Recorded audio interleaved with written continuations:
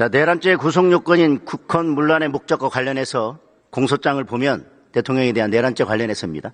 국민주권제도, 의회제도, 정당제도, 선거관리제도, 사법제도 등 자유민주적 기본질서를 파괴하려고 했다라고 공소장에 명시했습니다. 맞습니까? 공소장을 그대로 가져왔습니다. 그리고 그 근거로 국회의원, 정치인 등 주요 인사를 영장 없이 체포, 구금하려고 했고 국회를 무력화시키려고 했다는 사실을 그 주요 근거로 적시했습니다. 맞습니까? 네.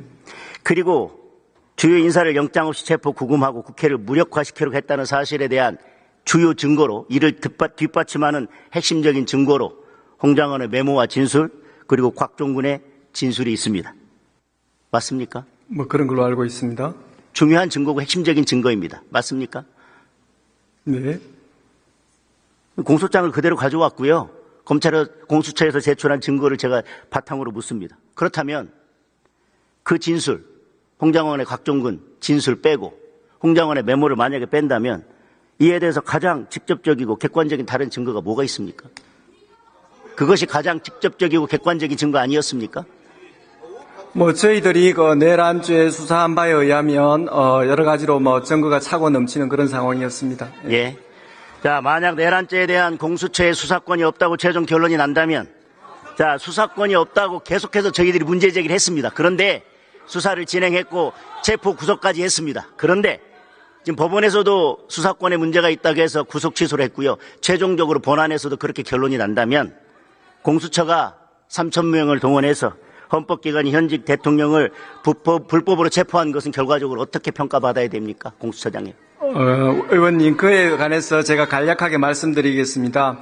본건 불법 비상계엄 선포로 인한 내란 행위는 대통령이 군 통수권과 행정부처에 대한 지휘감독권을 남용한 직권남용 권리 행사 방해죄와 국헌을 물러나게 할 목적으로 폭동을 일으킨 행위에 적용되는 일반적인 내란죄로 이루어져 있습니다.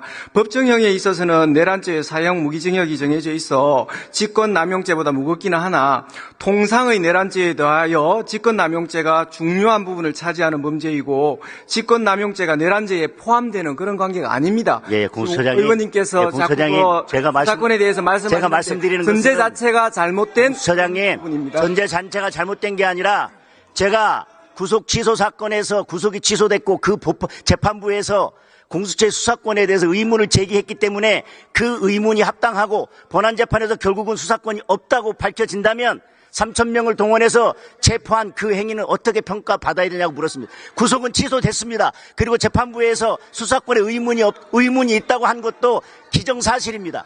의원님, 저의 견해를 말씀드리는 것이 아니라 서울 서부지방법원과 서울중앙지방법원의 5분의 판사님에 의해 가지고 수사권이 명확하게 인정된 사안입니다. 그 부분에 대해서 참 지났는데 자꾸 그 말씀하시는 것이 좋습니다. 너무 말씀이 합당하지가 않습니다. 네. 자, 대통령의 내란죄에 대해서 검찰은 명백하게 수사권이 있었죠? 네. 자, 내란죄에 대해서 수사권이 있었다는 근거는 무엇입니까? 기본적으로는 두 가지를 주장을 했습니다. 일단은 직권남용을 전제로 한 관련 범죄. 두 번째는 경찰에 대한 수사권이 있기 때문에 그것을 기본 범죄로 한 이제 관련 범죄. 두 가지 사유로 주장을 했고 법원에서 일단 두 번째 사유는 확실하게 인정된다라고 해서 판단한 것으로 알고 있습니다. 검찰은 수사권이 분명히 있었습니다. 네네. 다만 말씀하신 것처럼 그때도 직권남용으로 한 내란죄의 수사권에 대해서는 법원은 명시적으로 판단하지 않았습니다. 그때도 의문이 있었다는 겁니다. 자, 그런데 왜 사건을 공수처에 넘겨서 이런 심각한 문제를 발생시키게 된 것입니까? 왜 넘기셨어요? 수사권이 있는데. 예, 공수처법에 의하면 수사의 진행 상황이나 수사의 공정성 등을 고려해서 공수처장이 이첩을 요구하게 되면 응하여야 한다고 되어 있습니다. 그러면 응하지 않을 경우에는 또 위법 논란이 있기 때문에 약간 부득이한 상황에서 이첩할 수밖에 없었습니다. 수사권 여부에 대해서 문제가 되고 있었고 네. 수사권이 없다라고 계속 문제되고 있었는데도 불구하고 수사권이 없는 기관이 이첩 요구하면 무조건 응해야 됩니까? 이 법률상 너무나도 명확한 규정으로 응하여야 한다라고 되어 있기 때문에 검찰에서 그 부분을 고민을 많이 하는 끝에 부득이한 결정을 내린 것으로 알고 있습니다. 자, 구속 취소에 대해서 즉시 항고를 하지 않았습니다.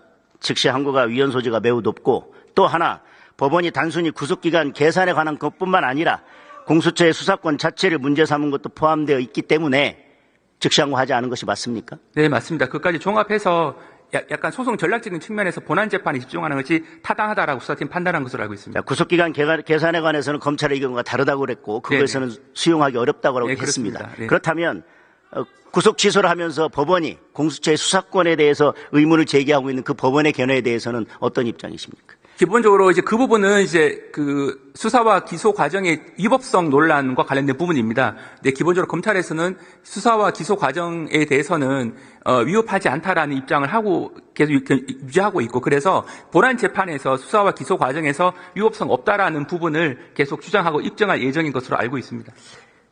지난 연말에 야당의 일방적인 예산 삭감으로 인해서 특정 업무 경비 등이 전부 다 삭감이 됐습니다. 네네네. 그리고 민생과 국민 안전을 책임지고 있는 검찰로서는 수사에 여러 가지 지장을 받고 있을 텐데요.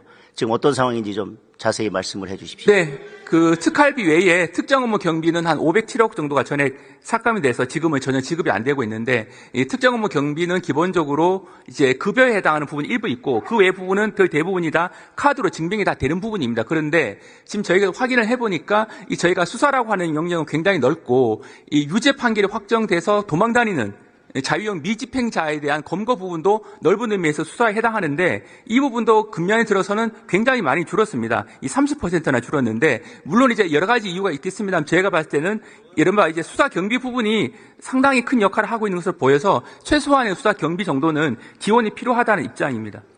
만약에 추경이 논의가 된다면 지금 말씀하신 것처럼 수사에 꼭 필요한 수사 경비 이런 부분들은 추경 편성을 통해서 민생 침해 범죄가 수사가 그런 범죄에 대한 수사가 정상화되도록 해야 된다고 생각을 하는데 직무대행님의 의견 어떠신가요? 네, 그 부분은 꼭 이번에 추경을 통해서 반영되기를 희망하고 있습니다. 헌법재판소 사무처장님 앞으로 나와 주십시오. 예, 직무대행 들어가셔도 좋습니다.